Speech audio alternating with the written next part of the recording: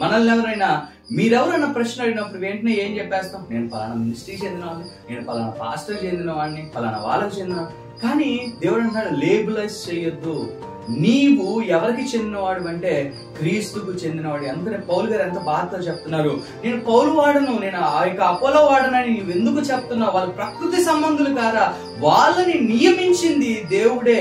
కొంతమందిని నీళ్లు పోయడానికి అంటే స్వార్థను అందించడానికి నీ యొక్క జీవితంలో, కొంతమంది విత్తనం వేయడానికి, కొంతమందిని ఆ యొక్క ఎండిపోయిన ఆకుల్ని సరి చేయడానికి, కట్ చేయడానికి దేవుడు నీ జీవితంలో అనేక మంది పాస్టర్ గారుల చేత, అనేక మంది దైవజనుల చేత నీ యొక్క జీవితాన్ని సరిచేస్తూ వచ్చాడు. వాళ్ళని మ్యాగ్నిఫై, వాళ్ళని పూజిస్తూ, పాస్టర్ గారిని పూజిస్తూ, ఇంకా వాళ్ళు ఏది చెప్తే అది కాదండి. నీవు నీకంటూ నా జీవితంలో మొదటిగా క్రీస్తును పోలి నడుచుకోవాలి.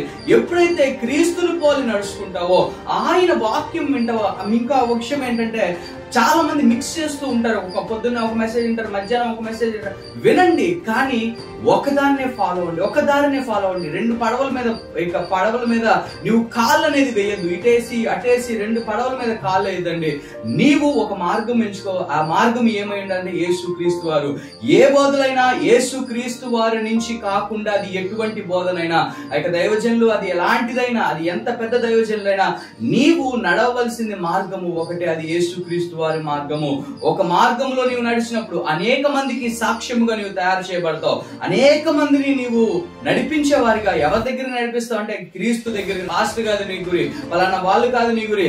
నీ గురి క్రీస్తు అయినప్పుడు నీకు వృద్ధిని దయచేవాడు యేసు క్రీస్తు వారే. షలోమ్, ఆయన సంపూర్ణ సమాధానం.